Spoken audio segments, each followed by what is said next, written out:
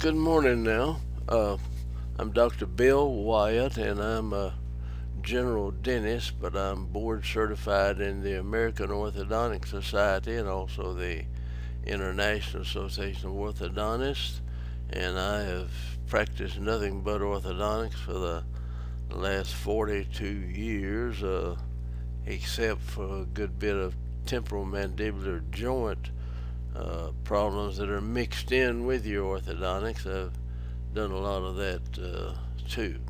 But anyway, I have a mild case here. Let me go back to the start of this film. It's a early treatment of a mild class 3. This is just a slight class 3 case. I checked out the parents, and neither one of them are severe class 3. So we hope that this little girl doesn't have any real bent to grow out later on down the line, but that's the possibility. So we tell the parents about that. So let's go through the case, and I'll try to show it to you. It's a pretty simple orthodontic case, and shouldn't take us too long to do that. So it's a real cute little girl and just a very nice patient, and we enjoyed working on her. Uh, she just had this mild class 3 problem, and the upper anterior teeth were real out of place, had a big separation there between the centrals. I don't think we actually took the frenum out or anything, but we moved the teeth together in that area. So this slight class 3, not very much at all, really, but just a little bit of touch of class 3 here. Now the midline is moved way over to the, I think that's the right side, and we're going to try to correct that early on. And here's what we put some stuff in there with a spring, kind of moving the centrals over and get place for the laterals to go. No big problem there either. There's a little trick here though to preventing this from being a very serious class 3 case or creating a problem on down the line. Now we've got the teeth kind of centered up in here, and we'll just wait, and allow we're watching the rest of it. This is kind of an interceptive or two-phase type orthodontic thing where you get in there pretty early to do this and prevent class 3 from developing here. Okay, this is 11 of 1986, and we've kind of moved those teeth over.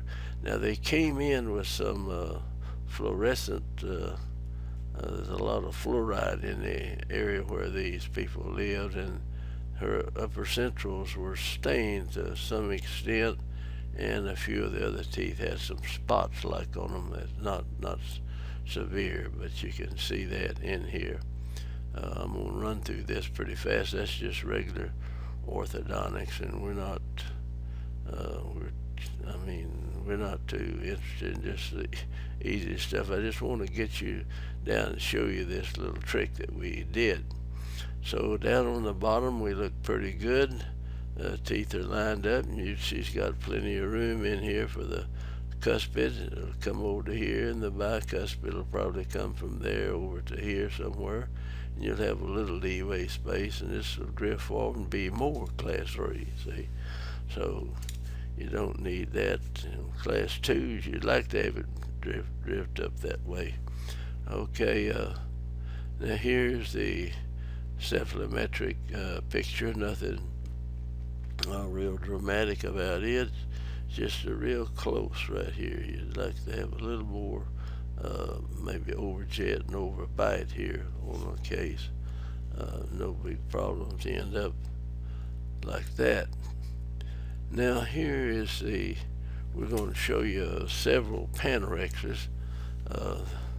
This is the one coming along here, and it looks like she may have had a supernumerary tooth right in there. It looks like we've got a little X on that tooth to get it out of the way. That was one of the causes for that deal. Now this is the central, the lateral, and this is the cuspid coming down through there in the first and the second bicuspid on this area. So I think we may have had a supernumerary tooth removed on her. This is the second Panorex. She's 7 years and a few months there. That was in 1986 also. This cuspid is kind of growing into the developing root of the lateral. So really I would like to bracket this thing and put some tip on it where you go up and come across like that to make this root come this way. In fact, both of them could be done. As you come in here, you just put some tip on these teeth and bring the roots over. The centrals could be done that way too, create more room for the cuspids to come down. So apparently we didn't do that there. It would have been good to have done though. Now let's see. Now this is number 3, and the cuspids are coming in. We've taken that supernumerary is gone, and the laterals have kind of moved over. We put some spring in here with a broad bands on the brackets so the roots went over too. So these teeth are headed down in here. No big deal right there, but the midline's off a little bit. All right, another one. We're opening you can see the cuspids coming in here, and what we're trying to do is to keep this from getting more class 3. Right now it's developing a little bit more class 3-ish as we go along. Not bad though. So anyway, we'll just follow this along. All right, this is number 5, and she's 9 years old and 3 months. This is 1988, so you're just following this case along, doing some stuff that's necessary to start with. All right, everything's coming in the mouth good. You know, you've got plenty of room in both places here for the teeth to come through. There's no big problem there. And things are coming in on the bottom. We're going to have ample room down here for sure. This is more than enough room, and this is enough room up above to do this also. So we've got a good thing to go through here. And here she's 9 years and 6 months old right here, and it's coming along good. Okay, and here's the 8th Panorex we took, just followed it. We have her in braces. Now the class 3 problem is continuing to kind of confront us here. So we came in and took, or we didn't do it, but we sent her in and got her wisdom teeth on the bottom removed. And I have done this on a good many cases through the years that were growing mildly class 3 and left the upper wisdom teeth. Whatever pressure they put on it will keep this coming forward, and this will take this away and let this kind of be relaxed to go back a little bit, and that reduces the amount of class 3 tendency that you would be getting in here. So here we go again. Everything is lined up good there. Now this is going back now from the Panorex to where we were working on her, and we got some space in there, and we put this little deal in for her to wear from one time to the next when we started the orthodontics again. uh, that's coming along fine, no problem there. And here we are in 88. Now you can see this fluoride stain on the teeth. This stuff is a mess. You can't bleach it out. You have to grind it out or put something over the top of it. And you've got little spots in the other teeth too where they're chalky, but boy, they're resistant to decay. So it's got a lot of good features, but it has some bad features if you get too much of it. Just a little bit of it helps you prevent decay.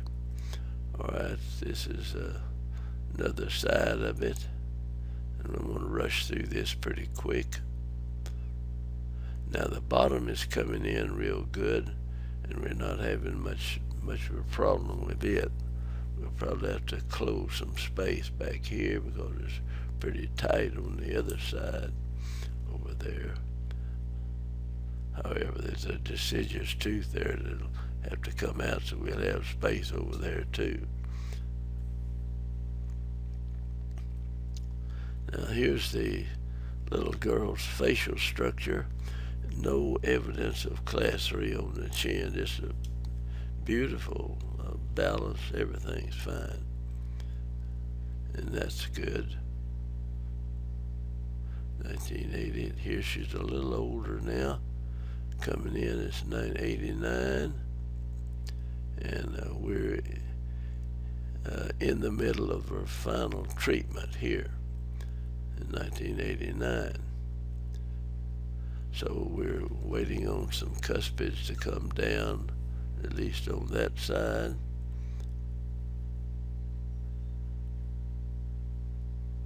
That film isn't too good.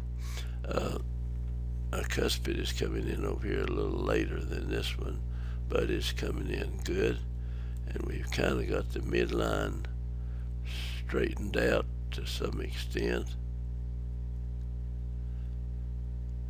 On the bottom it looks fine. We've got a good arch form and everything, so we're going to just go ahead and finish this young lady up. Now this is 1991, and we're finishing the case out, and it takes quite a while, you know, when you're watching these cases and carrying out this intercepting preventive stuff on them. This is 91. Again, a little bit older. Alright, this is 12 of 91, and we've taken her out of her braces. Our midline is right dead center.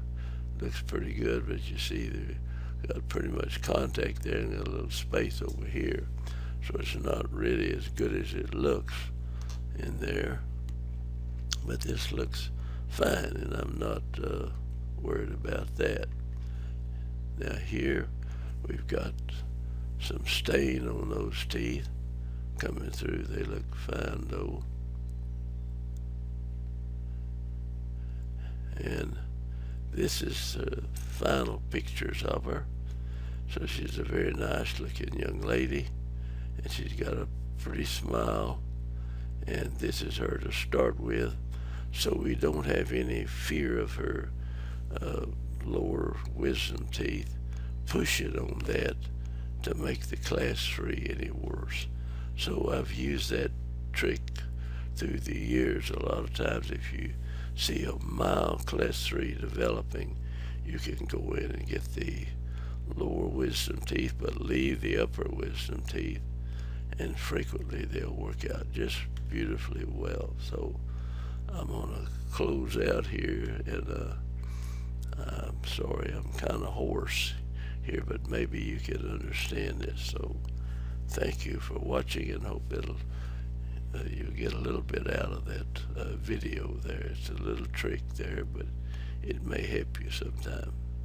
Okay, I'm gonna close up here now and stop.